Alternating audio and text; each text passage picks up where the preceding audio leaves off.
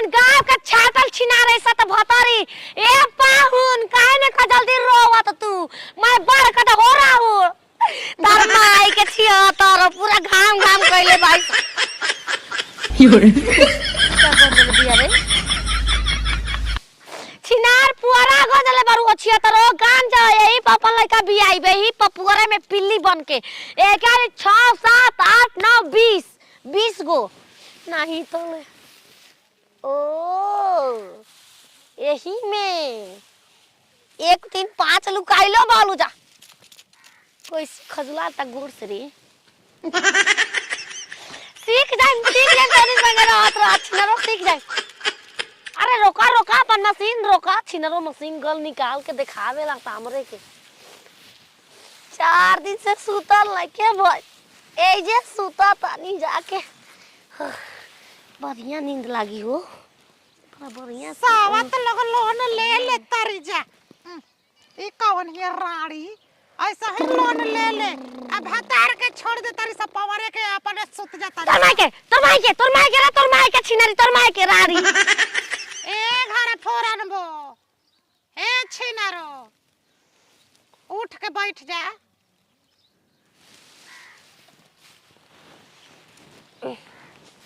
बुझाता कि लड़क और भाई भी छिनारी हैं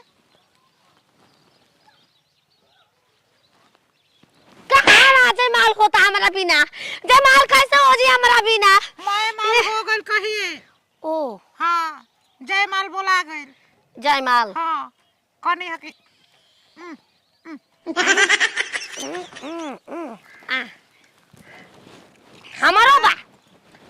हमारो बा देखो हमारा लेखा नहीं खे बा बा सुना छिलल नहीं हर अतवार कम छिल लेना जानता रू छिलल नहीं जवाब में दे काहे खातिर छीनी मनौती बता ओ बर गल बा घोर ला खाल रो का ना हो हां जाना में से जन में से छिला कागज देखा बिल काट दे चालान कट दे ई का हो सुना हो कने हके फेकू के घर कौन है हम छिनार बैंक से चलल बानी ओ छिनार बैंक से ओ आई सी ओ नो यस ओ वैसे इंग्लिश ज्यादा जानती मैं नहीं जानती के सुना करे घर बता दो घर हमार थानापुर में बा थानापुर हां ए भेला रोई हरिहरपुर हा थानापुर को हतर तू दूसर बता हम भुला गए निका पागल हो का एक घाती से तो बेहतर खेला न हो तार माई के ले दे बाबे दिन दहारे बाराई को कमर गोर बा तन देखूं टच कराऊं ई जानत नहीं खो पाप पिटे लके दे ओ बारू बा हो तारा प घास भूसा में दवाई खइला से हो गई नतिया के नंबर दूध दे देना सा नंबर में हां दूध दे देना छिनारो दू काहे देलु 4 दे देल रातू छिनारो बाहर जमा देल रातू एके हाली बनारस गोई रही कुल हटना पटना पटना बड़ी तबीयत हमार खराब हो गई को बजता हो घरिया में घरी में को बजता घड़ी ना हो का हो है छिनार बैंक के ई ठप्पा ओ ठप्पा मोहर मराला ना हर एक जगहिया चूरी बा बम्बू सूत मंगल छिनार बैंक में रहबू ए रारो छिनारो तोर माई छिनारी तोर बाबू छिनारो रारो घती तोर माई के सब खत्म करू का हो सवतिया कान के पेन बेरी ई रिंग में भी आ गोले गोले छिनारा मा सूतल ना भइल इनके दन बोरा और के सूत जा बोरे में घुस के सूत जाता का एक हाली ना लौकब ना हमरा के परेशान करिया स छिनारी ए तर तो लौक जाता इन रारो लोगन के तुरंत आवत लग लोन ले भतार ले सूता रहा तारी जा घर में आय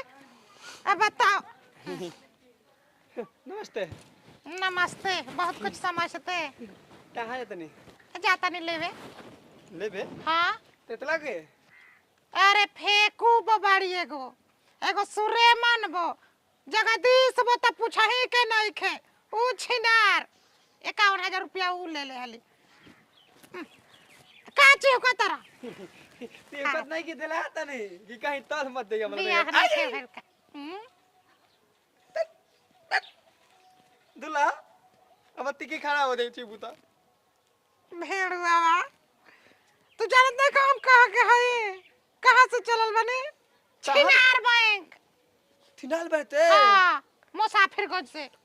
था वो थापिल को लोन तो मिलबा का